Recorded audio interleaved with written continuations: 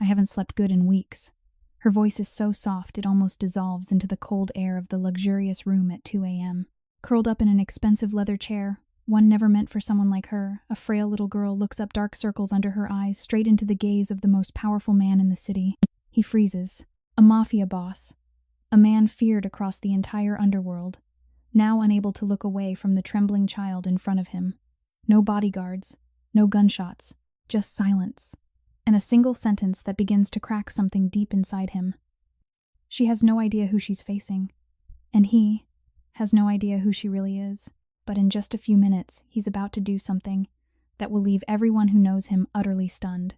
And the question is, what could make a cold-hearted mafia boss change because of a single, fragile little girl? If this story touched your heart, take a moment to reflect on the quiet power of kindness, especially when no one else chooses to show it. Share your thoughts in the comments, and tell us where you're watching from. Which city and country are you in, and what time is it there right now? It's always amazing to see how stories like this connect people from all over the paced world. If moments like this remind you of the beauty of humanity, please like the video and subscribe to our channel so you don't miss more powerful stories that celebrate compassion, courage, and the simple acts of kindness that can change life. October 2025, Chicago. The city wore autumn like a thin, fraying coat, crisp wind slicing off Lake Michigan, rattling the last stubborn leaves from the trees along Michigan Avenue. Downtown towers gleamed under sodium lights, indifferent to the cold that seeped into bones and cardboard shelters alike. In one of those towers, the 68th floor of the Moretti building, the executive suite sat silent, except for the low hum of climate control, keeping the air precisely 68 degrees Fahrenheit. Vincent Vinnie Moretti stepped out of the private elevator at 3:17 a.m. Fair-skinned, broad-shouldered, 42 years old, he moved with the deliberate calm of a man who had long ago learned that haste invited mistakes. His charcoal overcoat hung open over a tailored navy suit. The silk tie had been loosened hours earlier during a tense dinner in a back room at Gibson's. He carried no briefcase, never did after midnight. What he carried instead was the weight of 30 years' guilt, a constant pressure behind his sternum like a second heartbeat. The light snapped on automatically as he crossed the marble threshold. Polished oak desk, floor-to-ceiling windows framing the dark expanse of the lake, a single Italian leather executive chair behind the desk that cost more than most families earned in a decade. And in that chair, curled small and still, was a child. A girl, 9 years old, perhaps 10. Thin arms wrapped around herself, knees drawn up under a threadbare hoodie, 2 sizes too big. Her dark hair spilled across the leather like spilled ink. A cheap backpack slumped against the wheelbase zipper half open, revealing a crumpled notebook and a half-eaten granola bar wrapper. Beside the chair stood a small cleaning cart mop handle, leaning crooked bucket, still holding gray water that smelled faintly of bleach. Vinny froze. His right hand, the one that had once held a lighter and changed everything, flexed involuntarily. The room felt suddenly smaller, the air thicker. He had not expected this. Not here. Not now. He approached slowly, footsteps muffled on the thick Persian rug. Up close, she looked even smaller, cheeks hollow skin, pale beneath the city grime, eyelashes dark against bruised-looking circles under her eyes. Sleep-deprived, malnourished. The hoodie sleeve rode up. A faint bruise circled her thin wrist like a bracelet no child should wear. He reached for the long wooden ruler on the side table, always kept there for measuring blueprints, or so he told himself, and tapped the armrest gently. "Wake up!" The girl jolted. Eyes flew open wide, Hazel terrified. She scrambled backward in the chair, nearly tipping its small hands, clutching the arms as if the leather might swallow her. Her breath came in short, panicked bursts. "I'm sorry, I'm so sorry, I didn't mean." Her voice was soft, timid, cracking on the edges. The accent, pure Southside Chicago, the kind that grew up on CTA buses and corner stores. She tried to stand. Her legs buckled. She caught herself on the desk, knocking over a crystal paperweight that clattered but did not break. Vinny did not move closer. He set the ruler down with precision. "Who let you up here? Nobody. Mama, she cleans the lower floors. I wait in the lobby sometimes. Tonight it was cold outside. The wind. It hurts." I followed the cart up. I just sat for a second. I swear I didn't touch anything. Her eyes darted to the door, calculating escape. But the elevator required a key card she did not have. Vinny studied her. The backpack, the frayed laces on sneakers that had once been white, the way her fingers trembled not from cold now but fear. Something twisted low in his gut, sharp and unwelcome. Remorse. Always remorse. 30 years since the crash on Lakeshore Drive, 16 years old, showing off pedal to the floor, his little brother Tommy laughing in the passenger seat, until the world spun metal and glass and silence. Tommy gone at 11. Vinny left with scars, a family that looked at him like he carried death in his pockets, and a lifetime of trying to control everything, so nothing could spin out again. He exhaled slowly. Your mother. Where is she? Downstairs. In the break room. She fell asleep on the bench. She's real tired, works 2 jobs, diner days, cleaning nights. Sometimes she don't eat, so I can. The words landed like stones. Vinny felt them settle in his chest heavy. He pulled his phone from his coat pocket, thumbed a number without looking away from the girl. Burton. Service elevator. Bring the night supervisor up. Quietly. No fuss. He hung up. The girl, Lily, her name tag on the hoodie pocket red in faded marker, watched him like a cornered animal. Are you gonna call the police? Mama needs this job. We'll get kicked out if no police. Her shoulders sagged a fraction, but suspicion lingered. Then what Vinny did not answer immediately. He walked to the window, stared at the black lake. Wind rattled the glass. Below the city glittered restaurants, still serving late diners, cars gliding on heated streets, lives untouched by the kind of cold that lived in bones. He turned back. What's your name, Lily? Lily Harper. Age 9, almost 10, December. Vinny nodded once. Lily. You shouldn't be here. This floor is private. Dangerous for kids. I know. I'm sorry. The chair looked soft. I sat. Then I must have fallen asleep. I haven't slept good in weeks. Mama says the radiators broke again. Wind comes through the cracks. Her voice cracked. She looked down at her hands, nails bitten to the quick knuckles, red from cold. Vinny felt the old rage stir not at her, never at her, but at the world that let children know phrases like, the radiators broke again, as normal conversation. He pushed it down. Control. Always control. Footsteps in the hall. Burton, his head of security ex-Marine built like a wall, appeared with the night supervisor, a harried woman in her 50s named Maria. Maria's face paled when she saw Lily. Jesus, Lily, your mom. She's in the break room, Lily whispered. Don't yell at her. Please. Maria looked at Vinny, eyes pleading. Mr. Moretti, I swear she never. Vinny raised a hand. Quiet. Take the mother home. Cab. Paid. Make sure she gets inside safe. Maria nodded frantically. Vinny looked at Lily again. Something in her eyes, fear mixed with a flicker of desperate hope, caught him off guard. That same flicker Tommy used to have when their father came home late, promising things he never delivered. Vinny crouched slowly, bringing himself to her level. The movement felt foreign. He never crouched for anyone. Lily, you hungry? She hesitated, pride warring with stomach. Pride lost. A little. He straightened. Burton.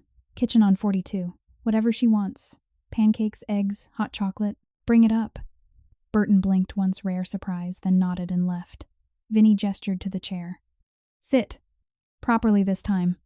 Lily obeyed, perching on the edge like she might bolt. He sat on the desk corner, arms crossed. Tell me about your mom. Lily swallowed. Her name's Sarah. She's 31. Works at the all-night diner on Halstead, then here. Dad left when I was 3. Said he was getting cigarettes. Never came back. We live in a 1-room on the south side.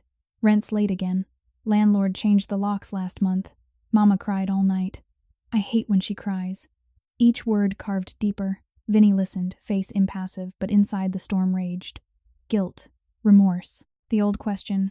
Why did some children get laughter and warm beds while others got locks changed and empty promises? He thought of Tommy's small, trusting gone because Vinny could not control the wheel, the speed, the night. Lily watched him curious, now beneath the fear. You're not yelling. I don't yell at children. But you're important. Mama says people like you don't talk to people like us. People like me, Vinny repeated softly. What kind is that, Rich? Powerful. Scary. He almost smiled, bitter. Sometimes scary is necessary. A pause. The city lights flickered across her face. Why aren't you calling the cops? Because tonight, Vinny said, I'm not that man. Lily tilted her head. Then what man are you? Vinny did not answer.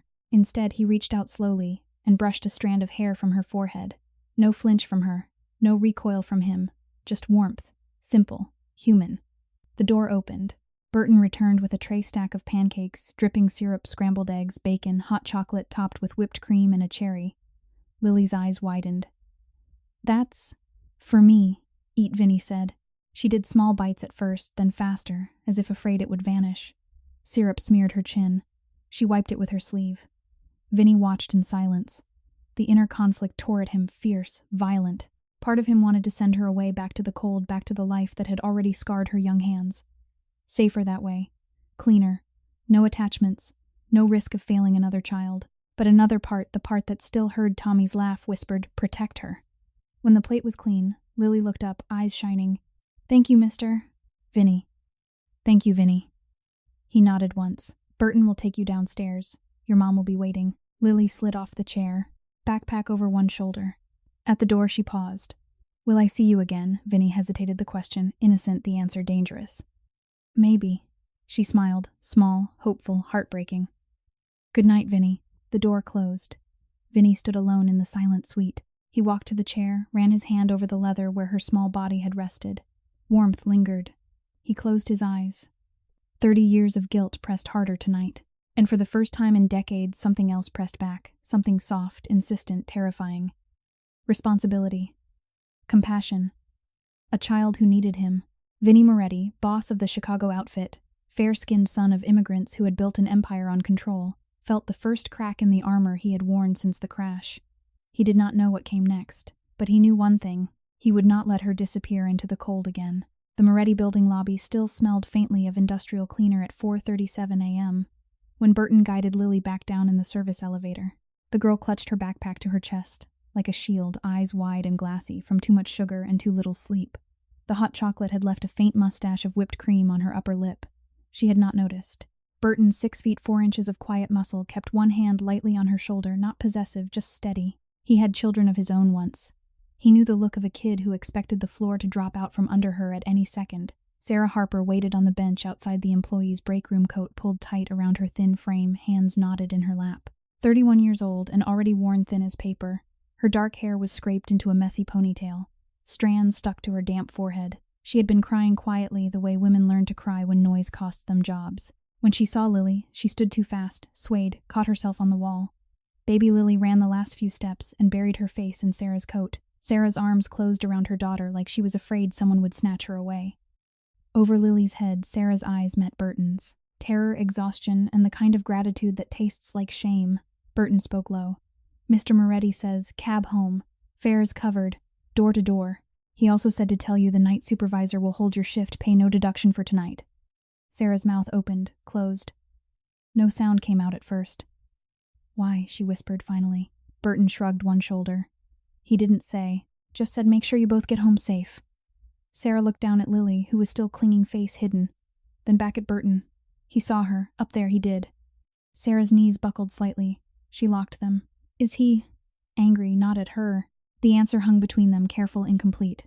A black town car waited at the curb. The driver opened the rear door without a word. Sarah hesitated, then guided Lily inside. The leather seats were warm.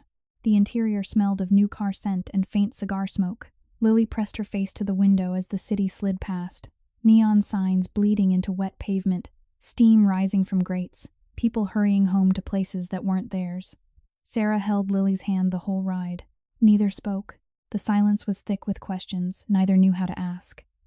The apartment building on South Halsted was 4 stories of cracked brick and graffiti-ters. The lobby light flickered like a dying heartbeat. The elevator had been out for 11 months. They climbed 3 flights of stairs that smelled of old grease and mildew. Sarah's key stuck in the lock, always did. She jiggled it, shoulders tense, until it turned. Inside one room, mattress on the floor in the corner, covered by a quilt patched with duct tape. A hot plate on a milk crate. A single folding chair. A tiny bathroom with brown water stains climbing the tiles. No radiator heat tonight, just the hiss of wind through the cracked window sealed with plastic sheeting and painter's tape.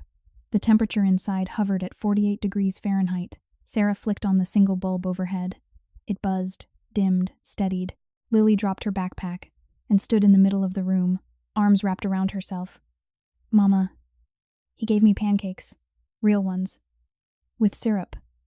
Sarah knelt, cupped Lily's face. "I know, baby. I know." He didn't yell. He didn't even look mad. Sarah's throat worked. "That's good." But her eyes were haunted. Men like Vincent Moretti did not do kindness without strings. She had lived in Chicago long enough to know the name. Whispers in the diner, Moretti runs things. Moretti owns half the West Loop. Moretti makes problems disappear.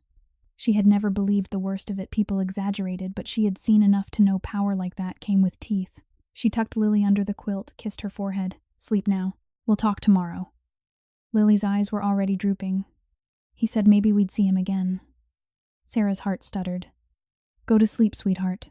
She waited until Lily's breathing evened, then sat on the folding chair, elbows on knees, face in hands. Tears came hot and silent. She cried for the pancakes Lily should never have had to be grateful for the cold that never left their bones, for the rent notice taped to the door last week, 3 days overdue eviction in 7, for the way her hands shook when she counted change for bus fare, for the nights she lay awake listening to Lily's stomach growl and pretended to sleep. And now this. A billionaire in a silk tie who looked at her daughter like she was something precious. Sarah did not trust it. Could not afford to. Across the city in the penthouse atop the Gold Coast Tower, Vinny stood at the floor-to-ceiling glass coat still on, staring at nothing. The tray from earlier sat on the coffee table, empty plate, cherry stem, faint ring of chocolate on the mug. He had not touched it. He had not moved since Burton called to confirm they were home safe. Home. He said the word aloud, tasting ash. He walked to the bar, poured 2 fingers of Macallan, 25 no ice. The glass was heavy, crystal cool against his palm. He drank half in one swallow. The burn did nothing to quiet the storm inside. Lily Harper, 9 years old, thin as a bird, eyes too old for her face, and that touch her small hand on his wrist when she woke. No recoil, no wave of disgust, just warmth, clean, alive. Vinny set the glass down hard enough to crack the silence. He had spent 3 decades building walls, literal and otherwise. Bulletproof glass, biometric locks. Men like Burton who asked no questions. Control. Always control. Because the last time he lost it, Tommy died screaming his name. Now a child had walked through every defense without trying. He pulled his phone, dialed a number he rarely used. "Malone," he said when the line picked up. "I need a quiet check. Sarah Harper, South Halstead. Address on file from the cleaning company. Full background. Medical, financial, landlord, everything. Fast." He hung up without waiting for confirmation. Then he walked to the master suite, marble floors, Egyptian cotton sheets turned down, precisely blackout shades already lowered. He did not undress. He sat on the edge of the bed, elbows on knees, head bowed. The guilt came in waves tonight, violent tearing. Tommy laughing in the passenger seat, the screech of tires, the smell of burning rubber and blood. His mother's face at the funeral empty, accusing. His father's silence afterward thicker than any shout. And now this girl, Lily, who looked at him like he might be safe. Vinny pressed the heels of his hands to his eyes until spots danced. He could send money. Anonymous. A check to the landlord. A deposit to a clinic. Clean, detached, safe. But the thought of her disappearing back into that cold room, that thin quilt, that empty stomach, it clawed at something raw inside him. He stood abruptly, crossed to the closet, safe opened it.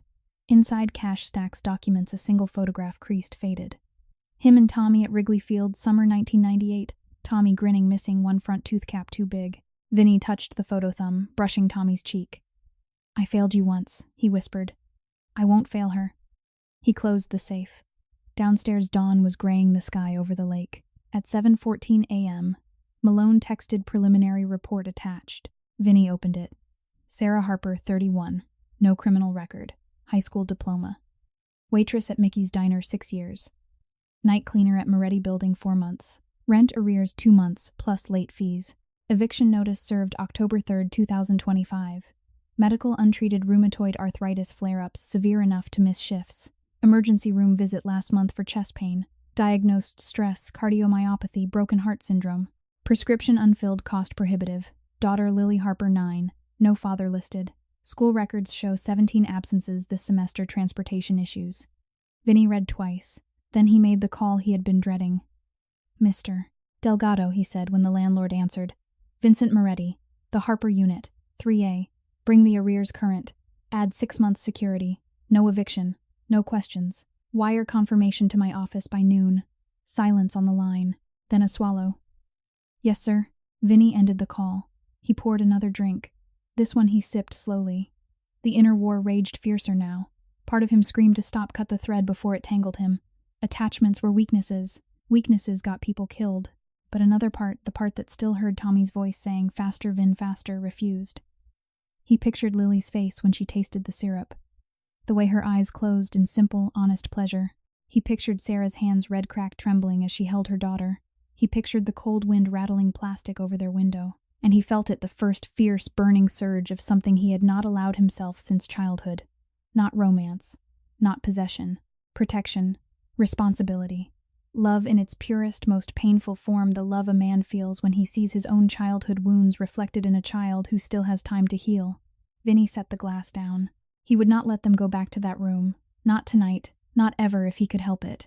He picked up the phone again. "Burton, get the car ready. We're going to Halstead."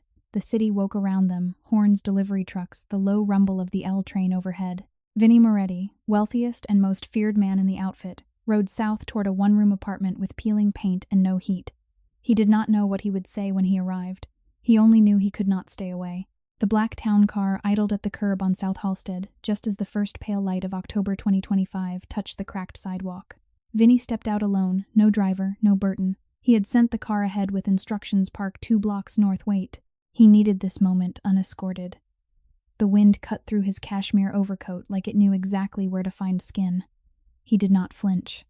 Cold was an old acquaintance. The building looked worse in daylight: graffiti tags bleeding down the bricks, a chain-link fence leaning drunkenly around a trash-strewn lot next door. A group of teenagers loitered near the stoop, hoods up, eyes tracking him. One of them, a lanky boy of about 10, skin, the color of dark walnut, wearing a faded Bulls jacket 2 sizes too big, straightened when Vinny approached. The boy's gaze was not curious. It was assessing. Hostile. Vinny stopped at the bottom step. The boy did not move aside. "You lost, Mr. Vinny," met the stare levelly. "Looking for Lily Harper. 3rd floor." The boy's eyes narrowed. "Why business?" The boy snorted softly. "She don't got no business with suits like you." Vinny felt the familiar tightening in his jaw, the instinct to command, to make space clear with a look or a word. He suppressed it. This was not the outfit. This was a child guarding another child. "I'm not here to hurt her," he said quietly. The boy studied him another long moment. Then he jerked his chin toward the door. "Jamal," he said, as if it were a warning instead of a name. "And if you make her cry, I'll know." Vinny nodded once. "Fair." Jamal stepped aside. Vinny climbed the stairs, each tread creaking under Italian leather shoes that cost more than the rent arrears he had just cleared. The hallway smelled of boiled cabbage and damp plaster. At apartment 3A, he knocked softly. The door opened after a long pause. Sarah stood there in yesterday's clothes, hair still in the same messy knot, eyes red-rimmed from crying or lack of sleep, or both. Behind her, Lily peeked around her mother's leg, eyes wide with recognition and something brighter. "Hope." Sarah's voice came out thin. "Mr. Moretti." "Vinny," he corrected gently. She swallowed. "What are you doing here? I need to talk." "May I come in, Sarah?" Hesitated, every instinct screaming danger, then stepped back. The room looked smaller in morning light, mattress sagging, quilt threadbare, hot plate cold. A single loaf of white bread sat on the milk crate, half gone, plastic bag twisted shut. No refrigerator. No heat. Lily stayed close to her mother but offered a small, shy wave. "Hi, Vinny." "Hi, sweetheart." The endearment slipped out before he could catch it. It felt foreign on his tongue, soft, unguarded. He hated how right it felt. Sarah gestured to the folding chair. "Sit, please." Vinny remained standing. The disparity pressed against him like physical weight, his bespoke suit against the peeling linoleum, his Rolex catching the weak bulb light while Sarah's hands shook from cold and nerves. "I paid the back rent," he said without preamble. 6 months forward. "Landlord won't bother you again." Sarah's knees gave. She caught the wall. What eviction notice is void?" "Utilities current. I arranged a clinic appointment for your arthritis tomorrow morning. Transportation included." Silence stretched thick, disbelieving. Sarah's voice cracked. "Why?" Vinny looked at Lily. The girl watched him with those 2 old eyes waiting for the catch. "Because no child should sleep in 48-degree air," he said. "And no mother should choose between medicine and food." Sarah's face crumpled. She slid down the wall until she sat on the floor, knees drawn up, forehead on arms. Quiet sobs shook her shoulders, not loud, not dramatic, the kind of crying that had become habit. Lily knelt beside her, small hand on Sarah's back. Mama Sarah lifted her head, tears streaking her cheeks. "It's okay, baby. It's okay." But it was not okay. The unfairness of it tore through Vinny like a blade, this woman who had done nothing wrong, reduced to sobbing on a filthy floor, because a stranger paid a bill she could never repay. He felt the old guilt surge, violent, nauseating. Tommy's face flashed small, trusting gone because Vinny could not keep control. Now another child looked at him like he might be salvation. The responsibility crushed him. Lily stood slowly, walked to Vinny, reached up and took his hand. The touch was electric, not strange, not repulsive, just warm, steady, human. "Thank you," she whispered. Vinny's throat closed. He squeezed her fingers once gently, then let go. A sharp knock at the door made everyone start. Jamal pushed inside without waiting, carrying a paper bag that smelled faintly of day-old donuts from the corner store. His eyes flicked from Sarah, crying on the floor, to Vinny, standing like a statue in $1,000 shoes. "What's he doing here?" Jamal demanded. Lily turned. "He helped us, Jamal. Paid the rent. Mama's gonna see a doctor." Jamal's face hardened. "Yeah, and what's the price?" Vinny met the boy's glare. "No price." Jamal laughed short, bitter. "Rich guys always got a price. You think we don't know who you are, Moretti? Everybody on the block knows." Sarah lifted her head. "Jamal, no Mama Sarah." Jamal stepped between Lily and Vinny. "He's not here for charity. Guys like him don't do free. They take. They own. And Lily ain't for sale." The words landed like slaps. Vinny felt them deep cutting. Because the boy was right. In his world, everything had a price. Debts were collected in blood or favors or silence. But this small room, this trembling mother, this fierce child was not his world. And yet he wanted in. He crouched to Jamal's level. "You're right to be careful." "I would be too." Jamal did not back down. "Then why are you here?" Vinny looked past him to Lily. "Because she matters." Jamal's eyes searched his face, looking for the lie. Finding none, he still did not soften. "She's got me," he said. "She don't need you." Lily touched Jamal's arm. "He's not bad, Jamal. He gave me pancakes. Real ones." Jamal's jaw tightened. "Pancakes don't mean trust." Vinny stood. "I'm not asking for trust. Not yet. I'm asking for one thing. Let me help. No strings. If it feels wrong, I walk away." Silence. Sarah wiped her face with her sleeve. "We can't pay you back. Ever. I'm not asking for repayment." "Then what are you asking for?" Jamal shot back. Vinny exhaled slowly. A chance to do one thing right. The room held its breath. Lily stepped forward, slipped her hand into Vinny's again. "I want him to stay, Mama. Just for a little while." Sarah looked at her, daughter really looked, saw the hope flickering there fragile as a candle in wind. Then she looked at Jamal, fierce protector streetwise beyond his years. Then at Vinny, tall, powerful, dangerous, yet kneeling in their broken home like he belonged. She nodded once, small trembling. "Okay." Vinny felt the crack widen inside him. Not just guilt now, something fiercer, burning. A father's love he had never known. He could feel sudden, overwhelming, terrifying in its intensity. He wanted to shield her from every cold night, every empty stomach, every locked door.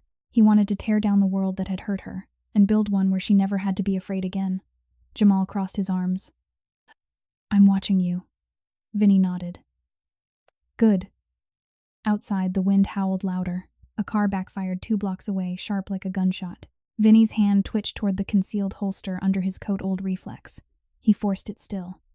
Across the street, 2 men in dark jackets lingered near a payphone that no longer worked. One spoke into a cell phone, eyes on the building. Vinny saw them through the plastic-covered window. Rival crew, low-level testing boundaries. They had been circling for weeks, probing for weakness. Vinny turned back to the room. Lily still held his hand. Jamal still glared. Sarah still sat on the floor, stunned into silence. He made a decision in that moment, quiet, irrevocable. He would end the circling. Today. He squeezed Lily's hand once more. "I have to go for a little while," he said. "But I'll be back tonight, with dinner, and blankets, and whatever else you need." Lily nodded solemnly. Jamal said nothing, just watched. Vinny stepped into the hall, closed the door softly. He descended the stairs, coat flapping. Outside, the 2 men straightened as he approached. Moretti, the taller one, said, "Boss wants a word." Vinny stopped 3 feet away. Calm, controlled. "Tell your boss the Harper family is off limits, permanently." The shorter one smirked. "Or what?" Vinny's voice dropped low, lethal. "Or I remind him why people don't test me twice." No raised voices, no drawn weapons. Just the promise of consequences older than any of them. The men exchanged glances. Then backed away slowly. Vinny watched them disappear around the corner. He climbed into the town car, back to the penthouse. As the city blurred past, he leaned his head against the window. The inner storm raged harder now, remorse for every life he had ever touched, with shadow guilt for Tommy Terror, that he would fail this child the way he failed his brother. And beneath it all, burning like a brand love, fierce, protective, absolute, for a 9-year-old girl who trusted him when she should not, for a boy who hated him on sight but might one day call him friend. For a mother who had lost everything, and still held her daughter like she was the only thing that mattered. Vinny closed his eyes. He would burn his world down before he let them hurt again. The sun had already dropped behind the skyline by 6:43 p.m., that same October evening in 2025, leaving the south side streets bruised purple and gold. Vinny's town car eased to the curb outside the Halstead building for the second time that day. This time, the trunk held 4 large paper bags, thick wool blankets, still smelling of new store tags, a small electric space heater with 3 settings, 2 grocery sacks, heavy with fresh milk, eggs, bread, apples, peanut butter, chicken, soup, cans, and a box of chocolate chip cookies Lily had once mentioned liking at the diner. He carried them up the 3 flights himself, no help, no witnesses. Each step echoed in the dim stairwell like a promise he was terrified to break. Sarah opened the door before his knuckles finished the second knock. Her eyes were still swollen, but she had changed into a clean sweatshirt and combed her hair. The effort looked painful, like moving through water. "You came back," she said softly. Not a question, almost disbelieving. "I said I would." She stepped aside. Inside, the single bulb glowed a little brighter. Someone must have changed it during the day. Lily sat cross-legged on the mattress, notebook open on her lap, pencil paused mid-word. Jamal perched on the milk crate like a sentinel, arms folded, expression unreadable. Vinny set the bags down carefully near the hot plate. "Blankets first," he said. "It's dropping into the 30s tonight." Lily scrambled up, eyes huge. She reached for the top blanket, soft gray wool, heavier than anything she had ever owned, and buried her face in it for a second. When she looked up, her cheeks were flushed. "It's so soft," she whispered. "Like a cloud." Vinny's chest seized. He forced a small nod. "Plug the heater in over there," he told Sarah, pointing to the only outlet, not dangling wires. "Keep it low. Don't run it all night, fire hazard, but enough to take the edge off." Sarah knelt to unpack fingers, trembling as she unfolded the second blanket. She pressed it to her cheek, closed her eyes. A single tear slipped free. Jamal watched every movement like he expected poison to seep from the fabric. Vinny met the boy's stare. "You can check everything," he said quietly. "Smell it. Feel the seams. Nothing hidden." Jamal hesitated, then stepped forward. He lifted a grocery sack, peered inside, sniffed the bread. His shoulders relaxed, a fraction, not trust, but the absence of immediate threat. Lily tugged Vinny's sleeve. "Come see my picture." She led him to the mattress. The notebook page showed a crayon drawing a tall man in a dark coat, standing between a little girl and a storm cloud. The man's hand was outstretched. The girl was smiling. "That's you," Lily said, pointing, "keeping the bad weather away." Vinny stared at the drawing until his vision blurred. 30 years since anyone had drawn him as protector instead of destroyer. The guilt surged, hot, violent, clawing up his throat. Tommy should have had drawings like this. Tommy should have had someone who believed he could stop storms. He cleared his throat. "It's beautiful, sweetheart." Lily beamed, small, radiant, heartbreaking. Jamal snorted softly from the corner. "Don't let it go to your head, mister. Crayons are cheap." Vinny looked at him. "They're priceless when they come from her." Jamal's mouth tightened, but he said nothing. Sarah finished unpacking. She stood, wiping her hands on her jeans. "I don't know how to thank you. You don't have to. But I do." Her voice cracked. No one's ever just helped. Without wanting something, Vinny felt the old instinct rise, explain, control distance. He crushed it. "I want one thing," he said. "I want you both safe, warm, fed. That's all." Sarah searched his face, found no lie. Her shoulders sagged, not defeat, but something closer to surrender. "Okay," she whispered. Lily reached up suddenly and wrapped her arms around Vinny's waist. The hug was fierce, unexpected, her cheek pressed against his coat. He froze, every muscle locked. Then slowly he lowered one arm around her narrow shoulders. The touch poured through him like sunlight after endless winter, clean, warm, alive. No disgust, no compulsion to scrub, just peace. He closed his eyes. The inner war roared louder than ever, remorse for every shadow he had cast, terror that he would taint this innocence, fierce, burning love that felt like it might consume him whole. He wanted to keep her safe forever. He wanted to run before he ruined her. Lily pulled back, looked up. "You're shaking." Vinny forced a smile. Cold. She didn't believe him, but she didn't push. Jamal watched the entire exchange. His expression shifted, still wary, but the sharpest edge had dulled. Sarah spoke quietly. "Stay for dinner. It's just soup and bread, but..." Vinny hesitated. The smart move was to leave. Keep distance. Protect them from afar. He stayed. They ate on the floor, 5 mismatched bowls, spoons clinking softly. Chicken noodle from a can tasted like heaven to Lily. She ate slowly, savoring each noodle. Jamal ate faster, eyes flicking to Vinny every few seconds. Sarah barely touched hers too, overwhelmed, too full of feeling. Afterward, Lily pulled a small wooden cross necklace from under her shirt. The chain was thin, tarnished. the cross simple, hand-carved. "My grandma gave me this before she passed," she said. "She said it keeps bad things away." Vinny looked at it. "It's beautiful." Lily unclasped it with careful fingers, held it out. "Want to wear it just for tonight?" Vinny stared. The offer felt enormous, bigger than any territory he had ever claimed. He bowed his head. Lily stepped onto the milk crate to reach. Her small hands brushed his neck as she fastened the clasp. The wood rested against his skin, cool at first, then warming. "Thank you," he said, voice rough. Lily smiled. "Now the bad things can't get you either." Jamal rolled his eyes, but the gesture lacked heat. Outside, the wind picked up howling around the building like something alive. Vinny glanced at the window. Plastic sheeting rattled. He stood. "I should go. Early meeting tomorrow." Sarah rose too. "Thank you. Again." At the door, Lily hugged him once more, quick, fierce. Jamal stood apart, arms crossed, but he didn't glare quite so hard. Vinny stepped into the hallway. Paused. "Jamal," he said without turning. "You're right to watch her. Keep doing it." Jamal didn't answer, but Vinny felt the boy's eyes on his back all the way down the stairs. The town car waited. Vinny slid inside. The cross necklace felt heavy against his collarbone. He leaned back, closed his eyes. Halfway to the Gold Coast, his phone buzzed. "Unknown number," he answered. "Moretti." A low voice, familiar, edged with threat. "You're playing house on Halstead now, cute, but territory's territory. Pull back or we push." Vinny's grip tightened on the phone. "Harper family is mine," he said flatly. "Cross that line, you cross me."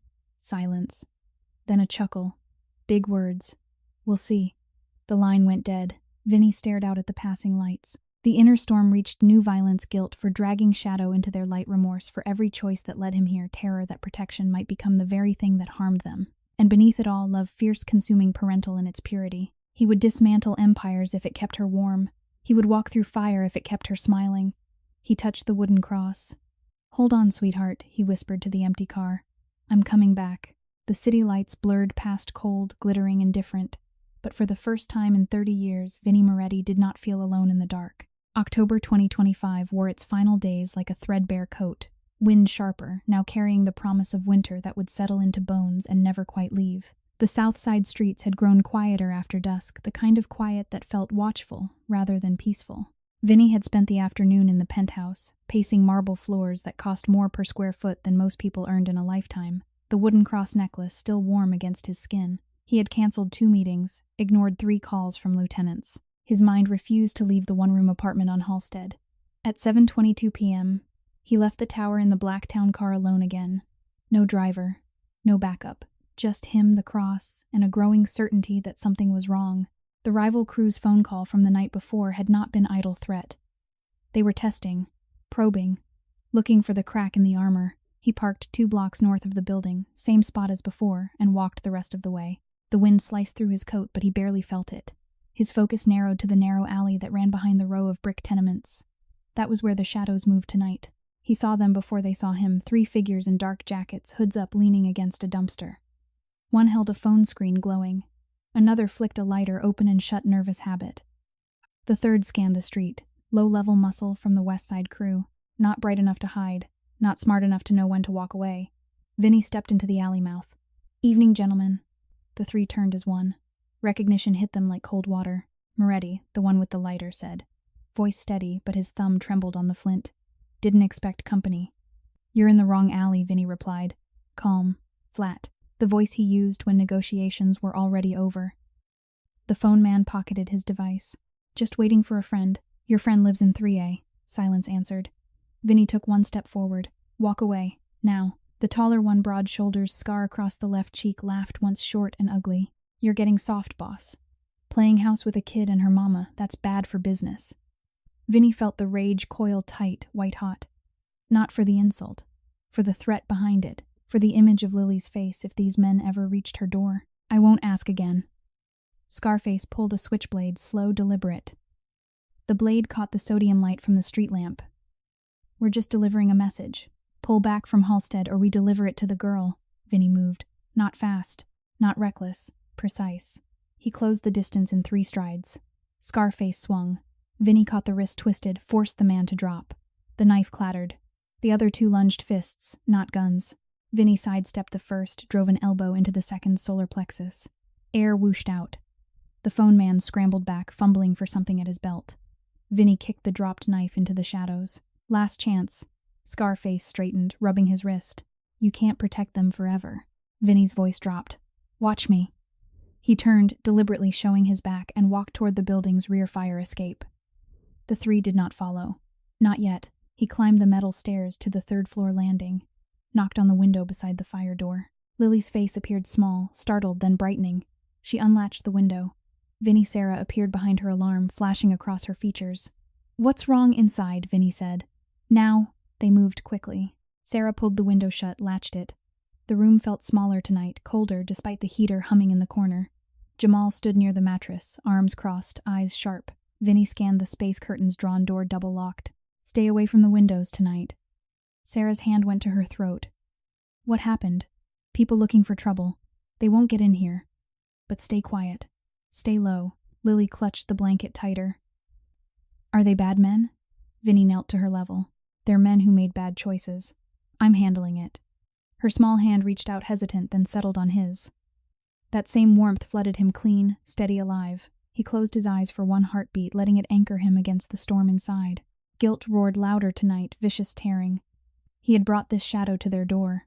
His world, his enemies, his failure to keep separate what should never touch. Tommy's voice echoed in memory. You always gotta be the fastest, Vin. Always.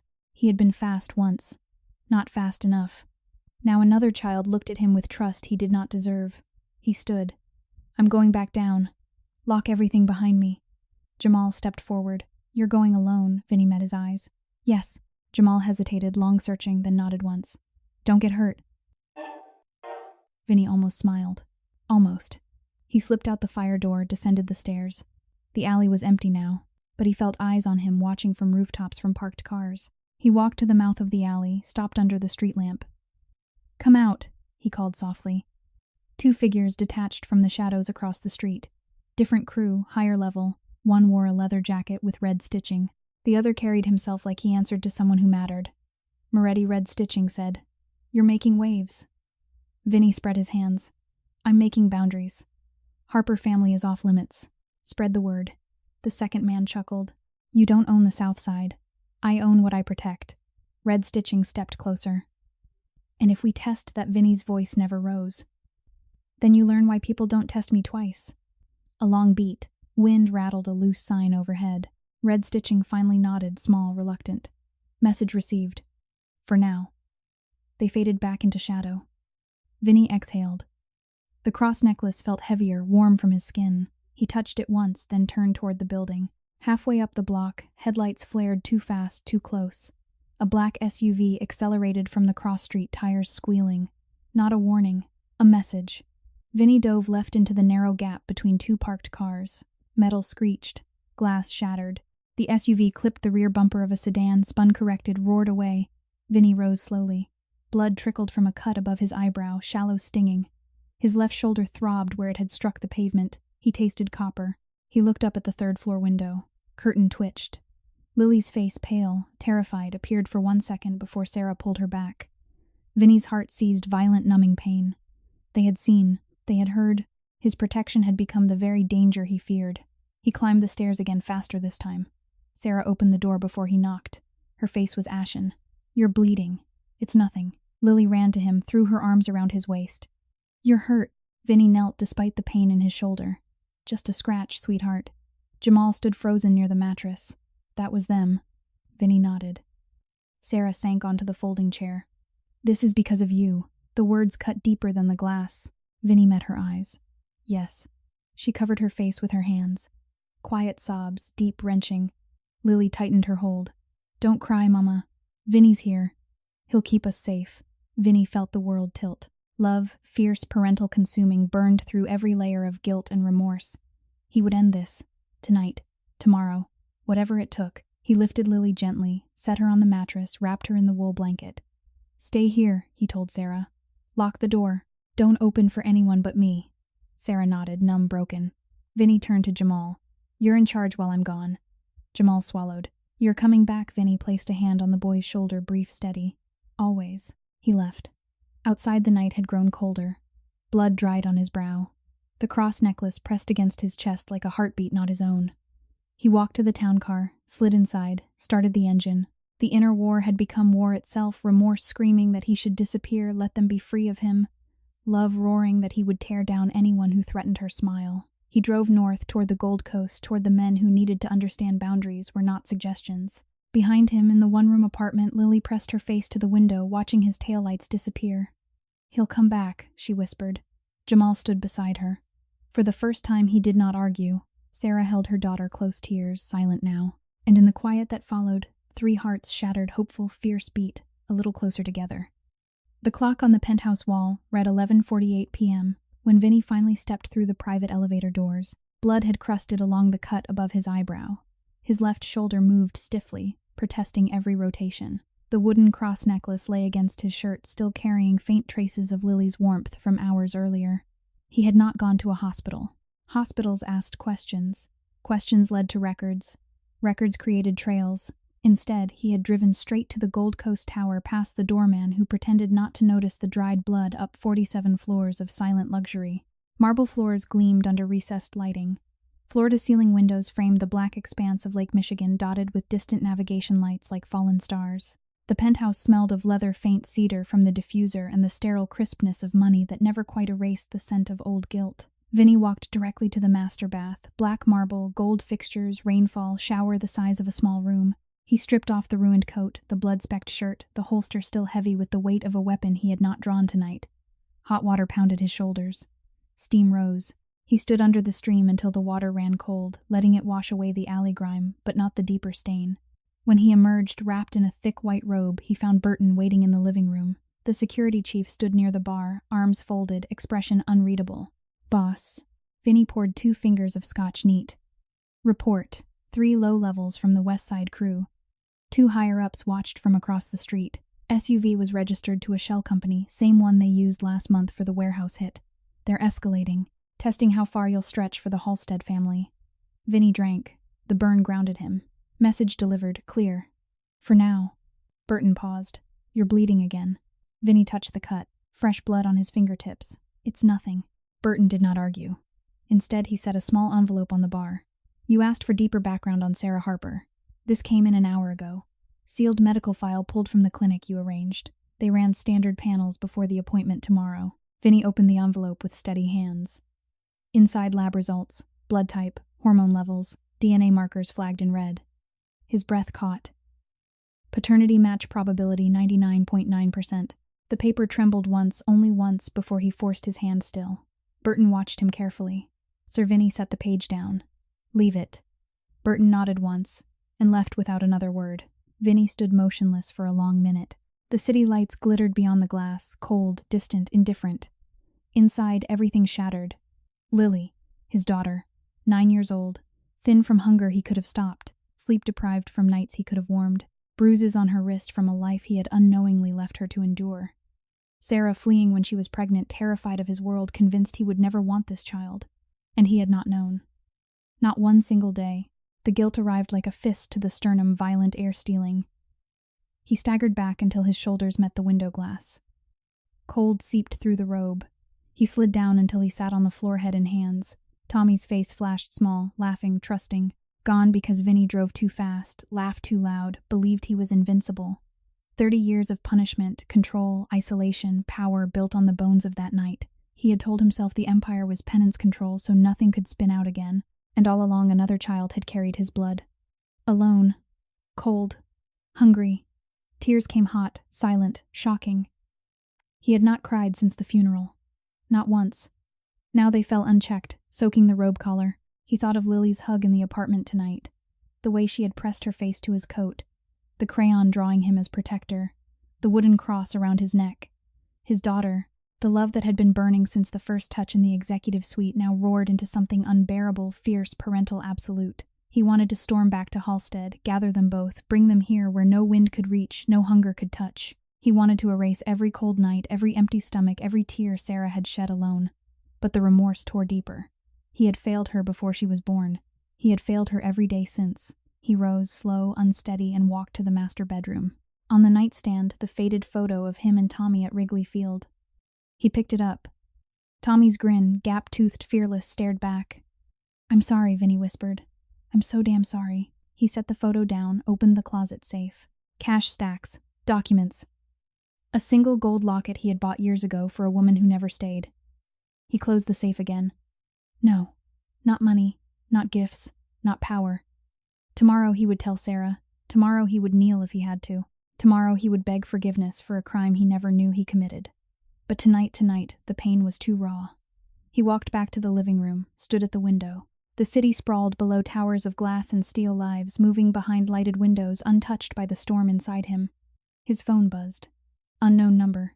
He answered. Moretti. A low voice, same as before. You got our message. Vinny's grip turned white-knuckled. You got mine. Laughter cold. We're just getting started. That little girl. Cute. Be a shame if something happened to her before you decide who owns Halstead. The line went dead. Vinny stared at the phone. Rage, pure protective, flooded every vein. Not the controlled anger he used in boardrooms or back rooms. This was primal. Fatherly. He would end them. All of them. If one hair on Lily's head was touched, he stopped himself. Forced breath. Control. Always control. But the control cracked wider tonight. He crossed to the bar, poured another drink. Did not drink it. Instead, he touched the cross necklace again, warm from his skin, carrying her scent of cheap shampoo and hope. His daughter. The word echoed, beautiful, devastating. He sank onto the leather sofa, Italian butter soft, worth more than Sarah's yearly rent, and stared at nothing. Outside, the wind howled off the lake. Inside, a man who had built an empire to punish himself began for the first time to imagine forgiveness. Not for himself. For her. For the child he had failed without knowing. For the daughter who still looked at him like he could stop storms. Vinny bowed his head. I'm coming back, he whispered into the empty room. And this time, I won't leave. The city lights kept shining cold, distant, eternal, but in the penthouse a father's heart beat for the first time in 9 years, raw, aching alive. And nothing, not rivals, not guilt, not 30 years of penance would keep him from her now. The morning of October 28th, 2025 dawned gray and heavy over Chicago, the kind of light that made every crack in the sidewalk look deeper, every shadow longer. Vinny had not slept. He had sat on the edge of the king-sized bed until the sky paled, the wooden cross necklace still around his neck.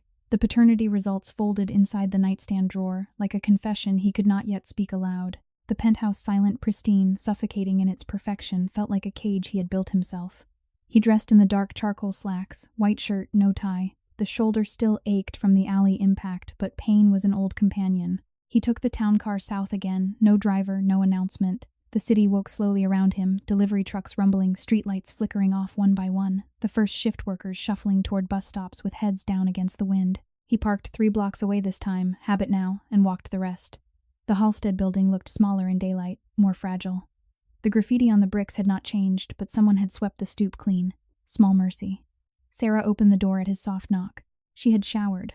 Her hair hung damp and straight, framing a face still pale from exhaustion and yesterday's terror.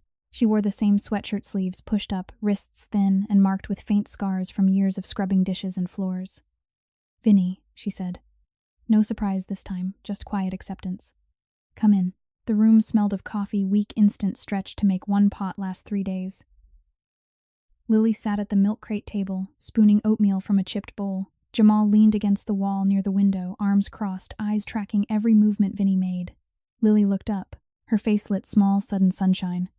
You came early, Vinny, managed a half smile. Couldn't stay away. Sarah gestured to the folding chair. Sit, please. Coffee. He shook his head. I need to talk to you. Alone, if possible. Sarah glanced at the children. Lily's spoon paused midair. Jamal's jaw tightened. Kids, Sarah said gently, go wait in the bathroom for a minute. Door open. Just give us a minute. Lily hesitated, eyes flicking between her mother and Vinny, then slid off the crate. Jamal followed reluctant casting, one last warning look over his shoulder. The bathroom door clicked half shut. Water ran soft cover noise. Sarah turned back to Vinny. Her hands knotted in front of her. What is it? Vinny reached into his coat pocket, pulled out the folded lab report, placed it on the milk crate between them. Sarah stared at it like it might bite. Read it, he said quietly. She unfolded the paper with trembling fingers, scanned the lines, stopped, read again. Her breath hitched, sharp audible.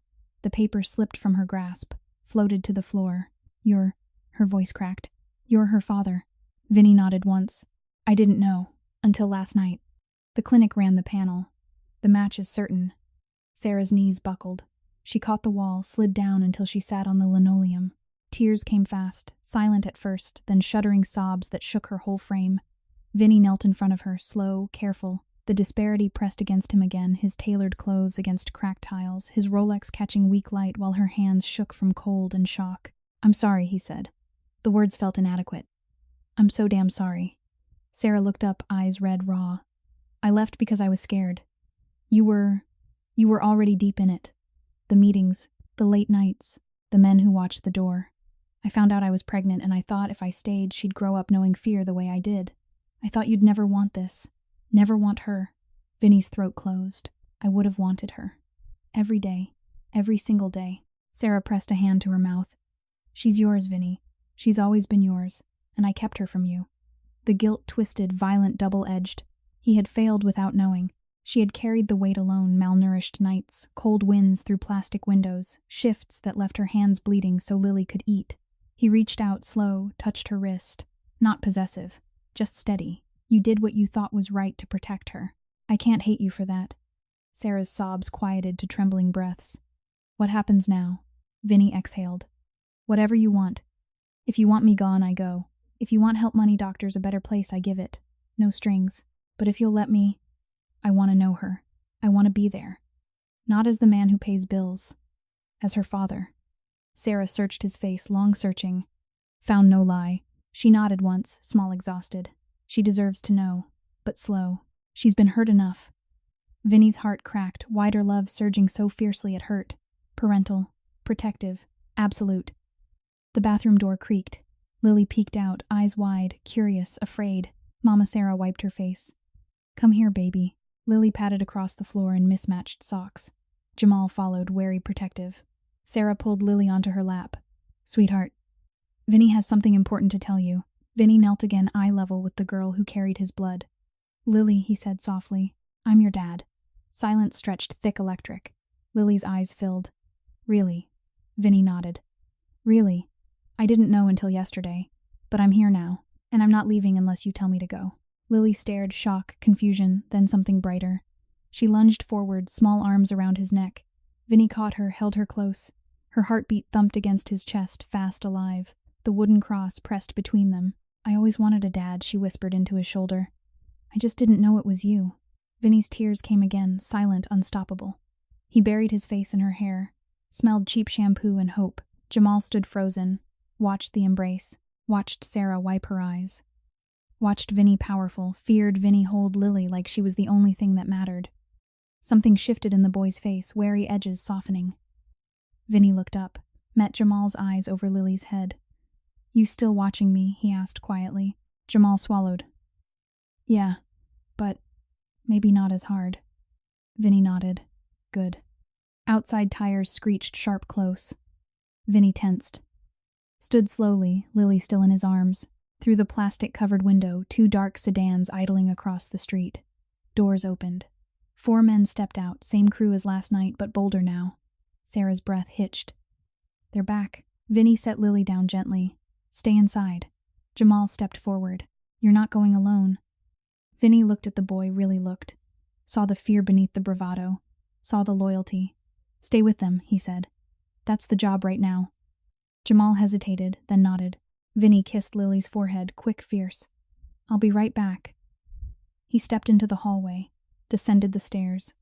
The wind howled louder, now carrying voices from the street below. He emerged onto the sidewalk. The 4 men waited, spread out, blocking the path to the cars. "Moretti," the leader said, same red-stitched jacket. "Time to talk." Vinny stopped 10 feet away. "No talk. Walk away." Red Stitching smirked. "You're bleeding on our turf. And playing daddy to a Southside kid, that's a weakness we can't ignore." Vinny's voice stayed level. "She's not a weakness. She's the line you don't cross." One of the others laughed. "Big man." "What happens when we step over it?" Vinny took 1 step forward. "Then you learn why people whisper my name." Tension coiled, thick, electric. No guns drawn. "Not yet. Just the promise." Red Stitching's smirk faded. "This ain't over." Vinny held his gaze. "It is for today." The men backed away, slow, reluctant. Doors slammed. Engines roared. Taillights disappeared around the corner. Vinny stood in the wind, blood drying on his brow shoulder, throbbing heart pounding with a father's terror and a father's resolve. He turned back to the building. Upstairs, Lily waited at the door, small, fierce, trusting. She ran to him, hugged him tight. "You're back." Vinny knelt, held her close. "Always," he whispered. Jamal watched from the doorway, arms still crossed, but the glare had softened to something closer to respect. Sarah stood behind them, tears fresh but steady now. In that small, cold room, surrounded by cracked walls and secondhand blankets, a family began to form. Not perfect, not safe, but real. And Vinny, wealthy, powerful, broken, felt the first true crack of healing in 30 years. Because love, fierce, burning, paternal, had finally found its way home, brought the first true bite of winter to Chicago. The wind off the lake carried sleet that stung like needles, turning sidewalks into slick gray mirrors. Inside the Halstead apartment, the small electric heater Vinny had brought hummed steadily, pushing the temperature to a fragile 62 degrees Fahrenheit, warm enough that Lily no longer slept, curled into a ball under 3 blankets. Sarah had stopped flinching every time a car slowed outside. Jamal had even started leaving the milk crate chair empty, when Vinny visited, no longer standing guard like a sentry. The fragile piece felt like glass, beautiful, transparent, and one wrong move from shattering. Vinny arrived at 4:17 p.m., earlier than usual. He carried 2 large canvas totes, one filled with groceries, fresh chicken, vegetables, whole milk, apples that still smelled of orchard, the other with winter coats, 3 of them sized for a woman, a 9-year-old girl, and a Dandre, 10-year-old boy. The tags were still attached. He had bought them that morning from a boutique on Michigan Avenue, where the saleswoman had smiled too brightly and asked if these were for his family. He had not answered. Sarah opened the door, wearing the soft gray sweater he had left 2 days earlier. Her cheeks had a faint flush of color. The hollows under her eyes were less pronounced. She smiled, small, tentative, real. "You're early." "Couldn't wait," Vinny said. The words came out rougher than intended. The paternity truth still sat between them like an open wound, tender healing slowly but never quite closed. Lily ran from the mattress socks sliding on linoleum. "Dad." The word struck him every time, clean, bright, impossible. He dropped to one knee, caught her in his arms.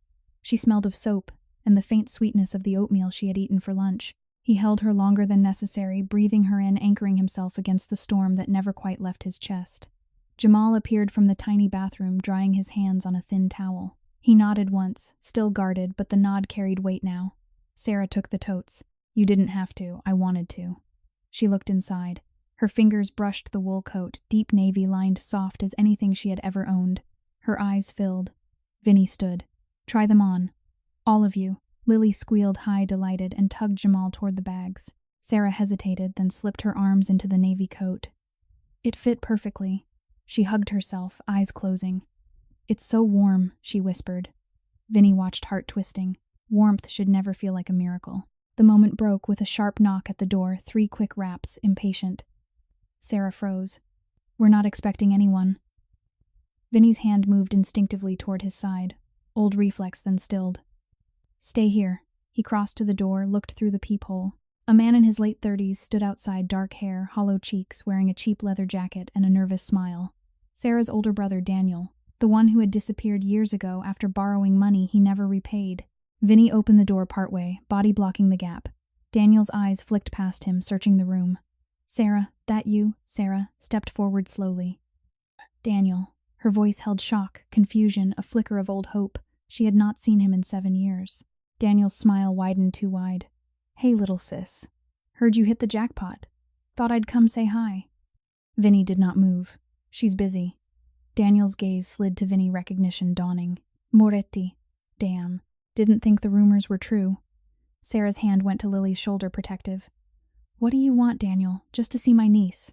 Daniel leaned, trying to peer inside.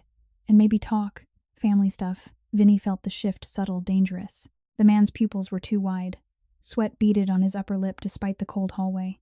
"Another time," Vinny said. Daniel's smile faltered. "Come on, man. Blood's blood." Vinny stepped fully into the doorway. "Leave." Daniel backed up 1 step, hands raised. Fine. Just tell Sarah I'll be around. We got things to discuss." He turned, walked down the hall. Footsteps echoed too fast. Vinny closed the door, locked it, turned. Sarah's face had gone pale. "He's never come looking for me before." Vinny's gut twisted. "He's not here for family." Lily clutched Sarah's hand. Uncle Daniel. Sarah knelt. "It's okay, baby. Just stay inside today." Jamal's eyes narrowed. He looked twitchy, like he owed somebody. Vinny met the boy's gaze. He does. The afternoon passed in uneasy quiet. Lily drew pictures, Vinny and her holding hands under a big sun. Jamal sat by the window watching the street. Sarah folded laundry that did not need folding nervous habit. At 6:32 p.m., Vinny's phone buzzed Burton. Boss, Daniel Harper just met with 2 of Rossi's lieutenants in a diner on 35th. 30 minutes ago. They handed him an envelope. Thick. Vinny's blood went cold. He ended the call. Looked at Sarah. Your brother just sold you out. Sarah's face drained of color. What, he's working with the West Side crew. They're using him to get to me through you. Through Lily. Sarah swayed. Vinny caught her elbow steady. He knows where you are, Vinny said. He knows everything now. Lily's voice, small trembling, cut through. Is Uncle Daniel bad? Vinny knelt. He made a mistake, sweetheart. A big one. Sarah sank onto the mattress. I should have known. He always needed money. Always took. I thought, maybe he changed. Vinny felt the rage, protective, paternal surge so fiercely his vision narrowed. He wanted to hunt Daniel down. Wanted to end this tonight. But he looked at Lily, eyes wide, trusting, and forced the violence back. We're leaving, he said. Now. My place. It's safe. Gated. Guards. No one gets in. Sarah shook her head. We can't just... You can. You will. His voice cracked raw. I won't lose her. Not now. Not ever. Sarah searched his face. Saw the fear beneath the power, the father's terror. She nodded once. They packed in minutes. Everything they owned fit into 2 grocery bags and Lily's backpack. The new coats stayed on. The heater stayed plugged in, small defiance against the cold they were leaving behind. Vinny led them down the stairs, Lily's hand in his, Sarah behind Jamal, bringing up the rear with the last bag. The wind howled outside, sleet stinging faces as they stepped onto the sidewalk. The town car waited, engine running, lights off. Vinny opened the rear door. A figure stepped from the shadows across the street. Daniel. Sarah froze. Daniel walked closer, hands out. Don't do this. He's using you.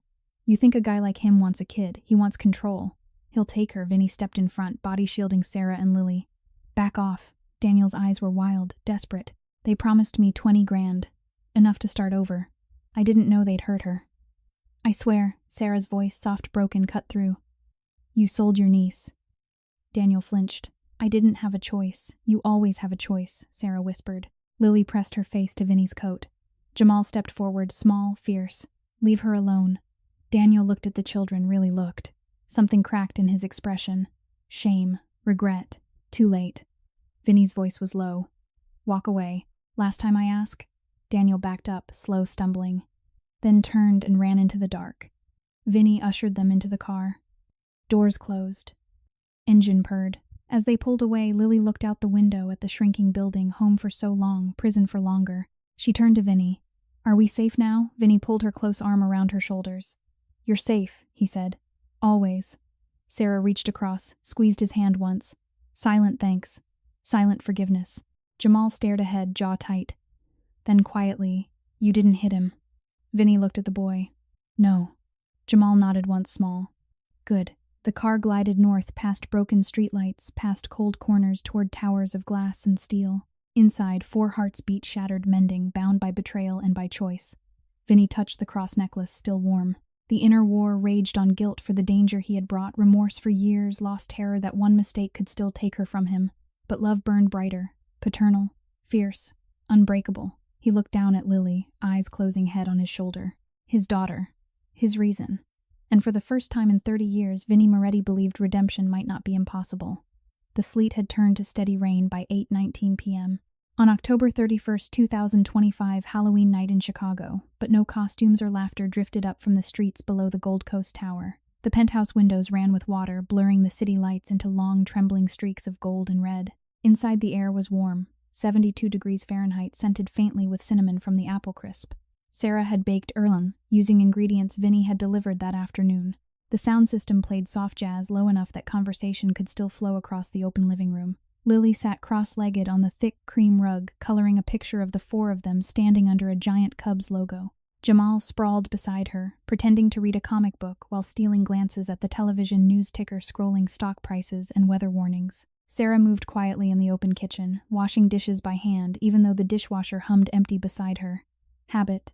Comfort. Vinny stood at the floor-to-ceiling glass, hands in his pockets, watching rain sheet across the city. The wooden cross necklace rested against his sternum, warm, constant, a tether.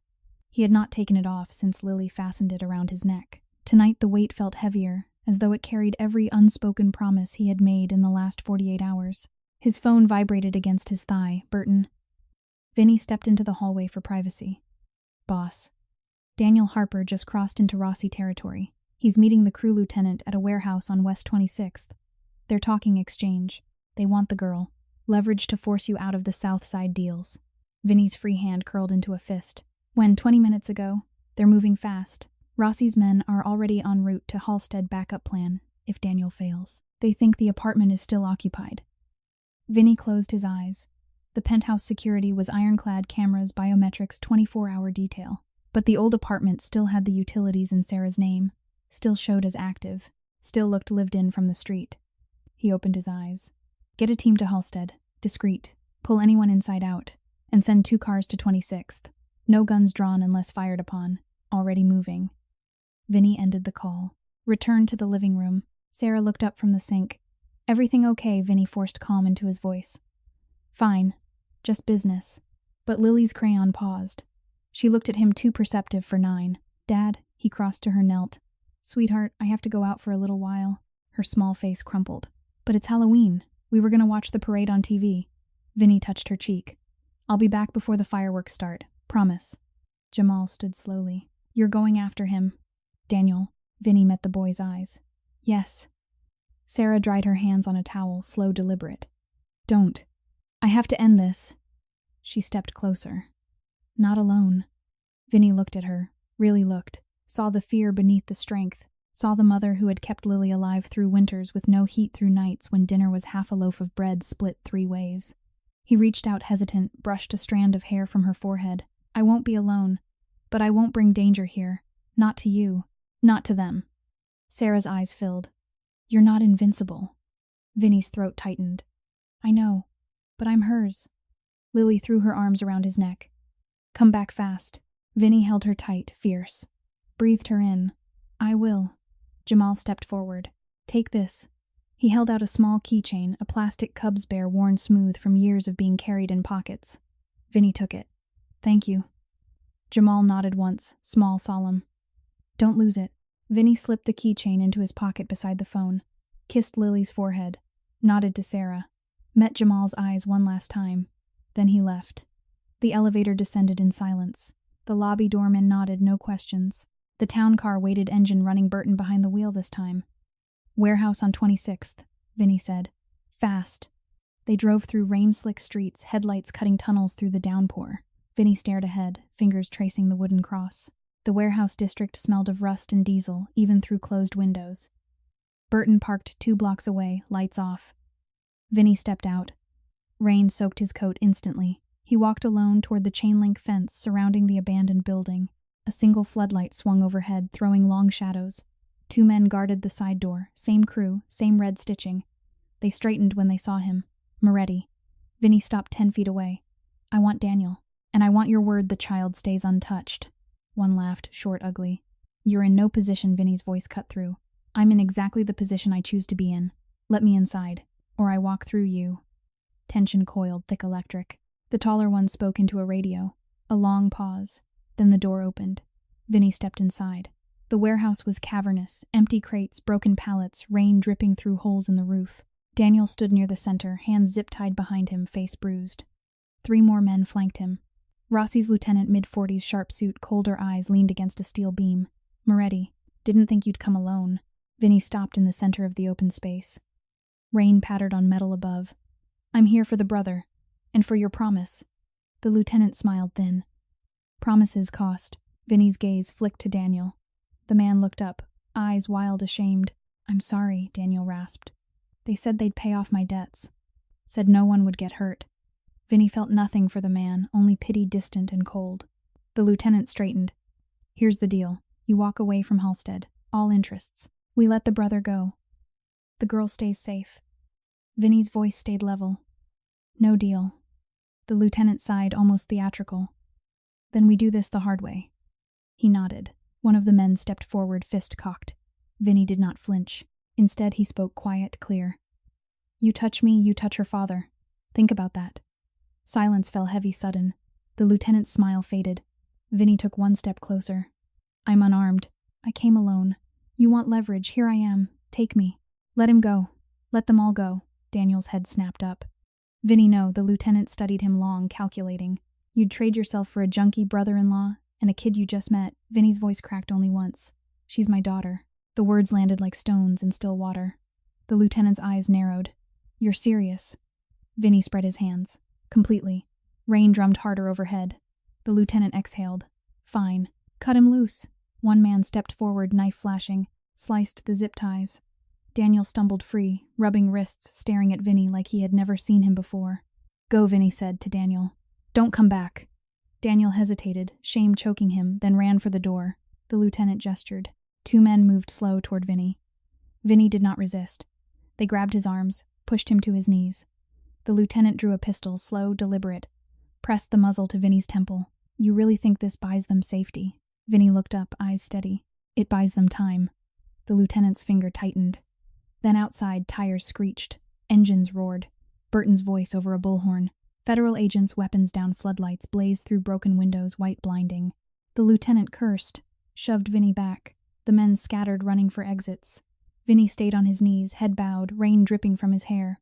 Footsteps pounded. Burton burst in, weapon drawn, eyes scanning. Boss Vinny raised a hand. I'm fine. Burton helped him up. You're bleeding again. Vinny touched his temple, fresh cut from the muzzle. It's nothing. Outside sirens wailed closer now. Vinny looked at Burton. Get them home. The apartment. They're safe now. Burton nodded. Vinny walked out into the rain alone again. He stood under the floodlight coat, soaked blood mixing with water on his face. The inner war reached crescendo guilt, screaming that he had almost lost her remorse for every shadow he had cast across her life, terror that one day she might see the monster beneath the father. And love, fierce, burning, unbreakable, whispered back, she's safe. She's yours. He touched the cross necklace, wet, warm. Then he walked toward the waiting car. Home. To the family he had almost lost. To the daughter who waited. To the life he would spend every remaining day protecting. November 1st, 2025 arrived under a sky the color of old steel. The rain had stopped sometime before dawn, leaving Chicago streets glossy and reflective, every puddle holding a fractured piece of the city skyline. In the Gold Coast penthouse, the air still carried the faint sweetness of last night's apple crisp, but the warmth felt tentative now, like a truce that could break with the next breath. Vinny had not slept. He stood at the master bedroom window in a fresh charcoal shirt and slack sleeves rolled to the elbows, the wooden cross necklace resting against his collarbone. The cut above his eyebrow had scabbed over. His left shoulder moved with a dull, persistent ache. He had spent the small hours on encrypted calls, quiet conversations with lawyers, federal contacts, men who owed him favors larger than money. Each word he spoke felt like cutting away pieces of himself. Down the hall in the guest suite he had prepared for them, Sarah slept fitfully on cream linens that probably cost more than her last 6 months' rent. Lily curled beside her small fist, clutching the edge of the blanket, breathing soft and even. Jamal had claimed the sofa in the living room, comic book open across his chest, pretending to stay awake as guard.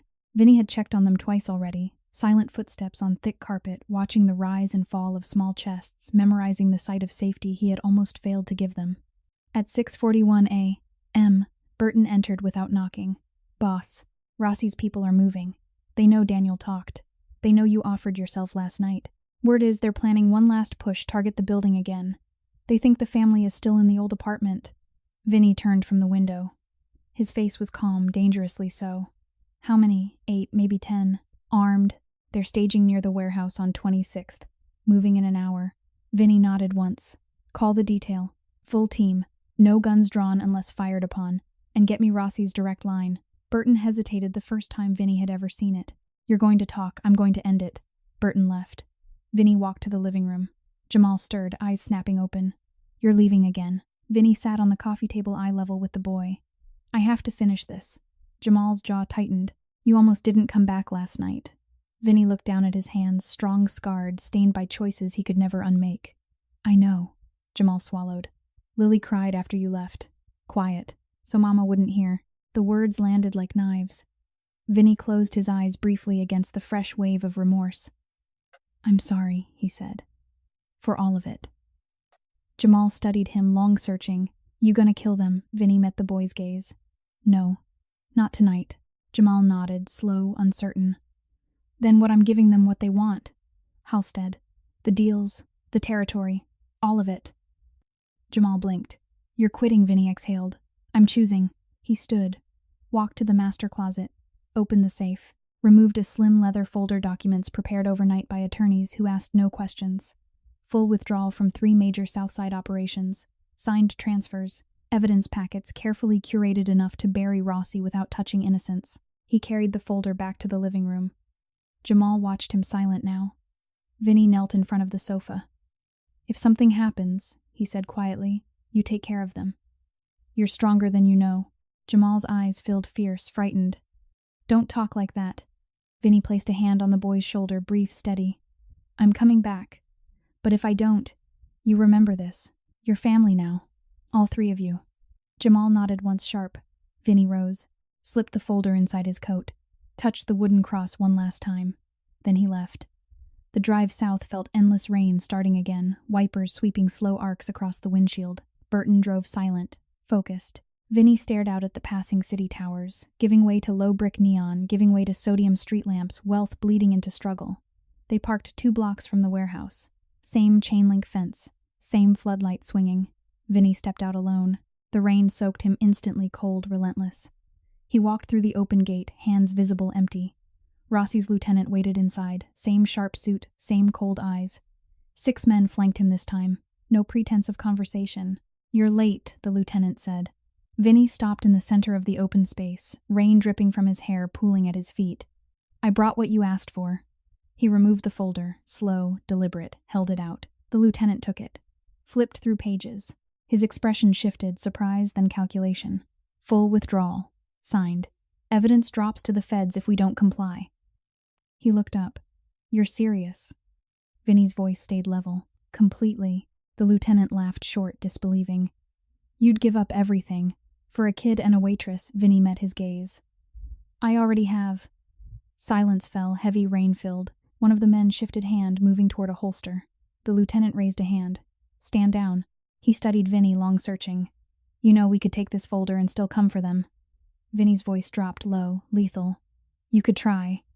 The lieutenant exhaled. Close the folder. Tell your people to stand down. We're done here. Vinny nodded once. The lieutenant turned, gestured. His men lowered hands, walked away, slow, reluctant. Vinny stood in the center of the warehouse alone, soaked bleeding from old cuts reopened by rain. The inner storm reached its peak guilt, screaming that he had lost everything he built, remorse for every life he had shadowed, terror that the choice might not be enough. And love, fierce, paternal, consuming, whispered back. It was enough, because she was safe. He turned, walked out into the rain. Burton waited by the car door open. Vinny slid inside. Home, he said. The car pulled away, slow, deliberate. Back in the penthouse, dawn had begun to gray the sky. Sarah waited at the door, robe pulled tight, eyes red from waiting. Lily ran past her, small feet flying, threw herself at Vinny. You're back, Vinny caught her, lifted her, high rain dripping onto the marble. I'm back. Jamal stood behind Sarah, arms crossed, but his eyes were bright. Vinny set Lily down. Looked at Sarah. It's over, he said. The territory, the deals. Gone. They won't come back. Sarah's hand went to her mouth. You gave it up, Vinny nodded. I chose. Tears slipped down her cheeks, quiet, grateful. Lily tugged his wet sleeve. You're all wet, Dad. Vinny smiled, small, exhausted, real. I am. Sarah stepped forward, hesitant, then wrapped her arms around him.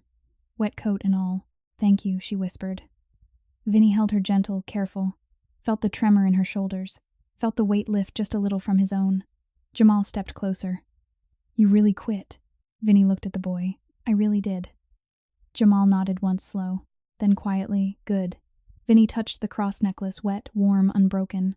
The family stood in the foyer rain, tapping against glass dawn creeping in. No empire, no territory, just them. And for Vinny Moretti, wealthy no longer in power, but rich beyond measure in something he had never dared hope for. The tearing inside finally quieted. Not gone, but quieter. Because love, fierce, burning, paternal, had won.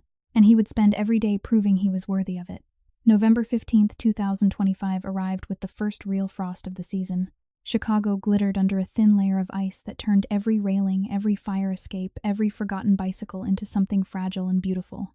In the modest lakefront house Vinny had quietly purchased 2 weeks earlier, a 2-story brick home in Rogers Park, with wide windows facing the water, and a small backyard where the grass was still stubbornly green the morning light. fell soft and golden across the kitchen table. Vinny stood at the stove in a plain gray sweatshirt and jeans, flipping pancakes with careful attention. The kitchen smelled of butter, maple syrup, and fresh coffee. No marble counters here, no gold fixtures. Just warm wood cabinets, a second-hand table with mismatched chairs, and a small wooden cross hanging above the sink beside a framed photo of Tommy smiling at Wrigley Field. Lily sat at the table in new flannel pajamas, swinging her legs, coloring a picture of the four of them on the beach. Jamal, now officially listed as Vinny's ward after paperwork filed without fanfare, leaned beside her, helping choose crayons. Sarah moved between fridge and counter, pouring orange juice into glasses that did not match but felt right. Vinny slid a stack of pancakes onto a plate, added sliced apples in the shape of a smiley face, and set it in front of Lily. "Extra syrup?" he asked. Lily grinned. "Yes, please, Dad." The word still landed like sunlight every time. Vinny's hand paused above the bottle only for a second before he poured. He watched her eat small bites, savoring, no longer rushing as though the food might disappear. The hollows in her cheeks were filling out. The shadows under her eyes had faded. She slept through the night now, no longer waking from cold or hunger. Sarah caught his eye across the table. She smiled, small, steady, real. Jamal looked up.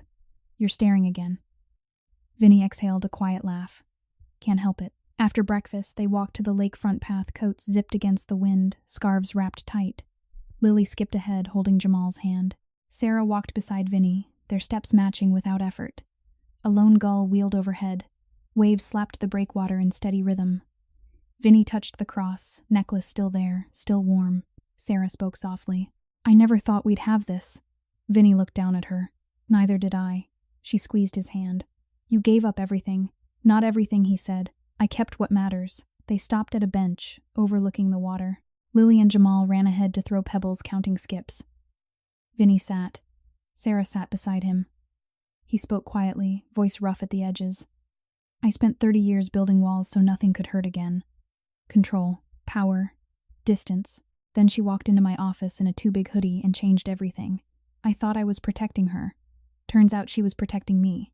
Sarah rested her head on his shoulder.